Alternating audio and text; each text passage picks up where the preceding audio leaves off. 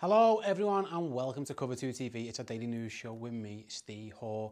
We're here at first. Let's talk about Adrian Peterson, the running back, not of the Minnesota Vikings anymore. He's now a New Orleans Saints. Adrian's been speaking to Bleacher Report and he's been speaking about his workload and he's accepting that he's probably going to get a few less carries. We know the Saints offense is a pass-heavy offense. They've got pass-catching backs. They've got all that going on. So he probably is going to take a reduced role and he said he's fine. His exact words were, "If they feed it to me, I'm going to eat. Whenever I get opportunities, I'll take advantage of them." So Adrian Peterson, as we know, is certainly not lacking in confidence. One of the best running backs of all time, a surefire Hall of Famer. He's gone to New Orleans looking to try and finally win a Super Bowl ring. Can he do it? Well, he certainly thinks he can.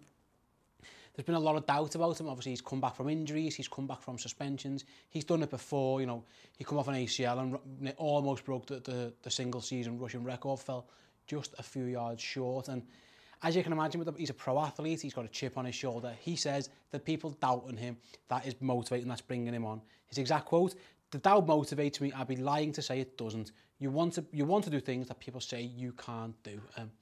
Absolutely, that's the perfect mindset, and any New Orleans Saints fan should be happy to hear that from Peterson. There is a lot of doubt about him. Is he finished? Is he over the hill? Does he fit in the New Orleans Sean Payton offense?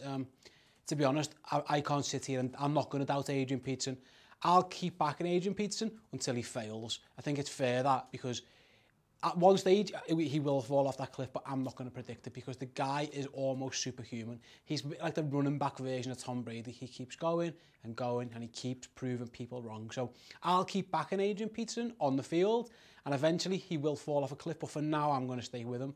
And it looks like he's backing himself, which is more important, because in one of, if not the toughest division in the NFL, the NFC South, the Saints are battling not only to make the playoffs, it's going to be really, really tight.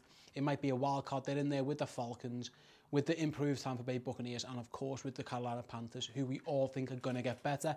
So Peterson will need to play a role. Hopefully he can for them. The second piece of news, and the other piece of news I'm going to speak about, it's an interesting one, and this comes from Calvin Johnson, aka Megatron. And he was speaking in Italy, funny enough. He was on a tour, he went to Italy, and he was saying about, one of the reasons he retired, not only was he was a little bit hurt and stuff, was the fact that he thought the Detroit Lions weren't close to winning the Super Bowl.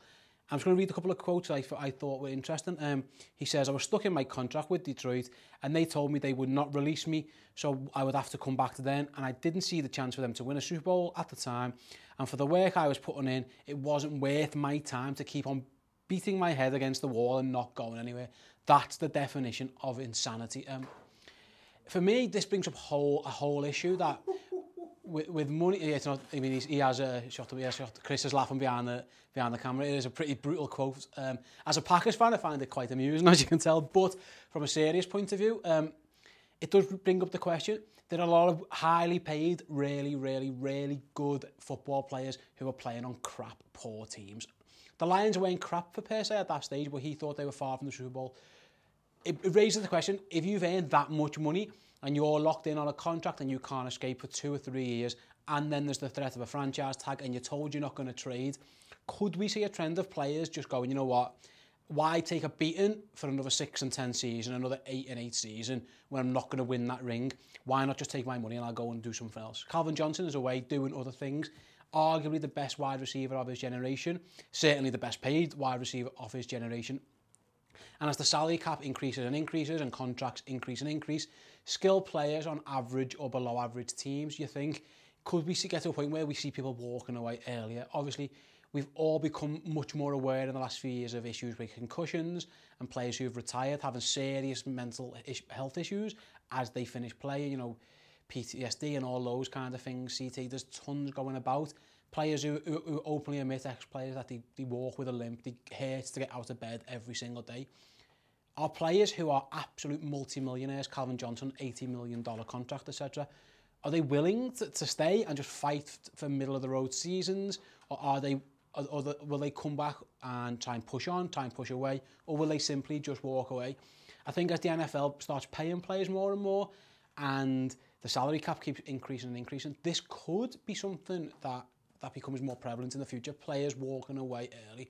It wasn't so long ago that Chris Borland, for example, of the 49ers, walked away after one season because of his worries with concussions, and understandably so. He wasn't obviously nowhere near as rich as Calvin Johnson, but players are becoming more health conscious, and as fans, we'd love to see the ultimate competitors. So the likes of the top players who are competing on pretty poor teams, for example, Joe Thomas, probably the best left tackle in the league, or at least one of them, fighting on the Cleveland Browns, never played a playoff game in his life, never hurt, never injured, but keeps battling and battling. Those guys are one end of the spectrum, and it looks like Calvin Johnson's the other. And I do wonder which way we might end up going, if we go any way at all. I'd love to hear your comments on that in the comment section below, if you don't mind. While you're here and you're on the channel, please check out the first studio show that we recorded this week. Myself, Chris, and new presenter Tom, we all talked about our favourite stories of the off-season. So we talked Jimmy Garoppolo, we talked Colin Kaepernick, and we talked Marshawn Lynch. So please do go over and check that out, and give us your feedback on that. While you're there, right now, give this video a thumbs up and a like. I'd appreciate it. Make sure you subscribe to the channel so you get our shows coming straight to you every single day. And until next time, I'll see you later on Cover 2 TV. Ta-da.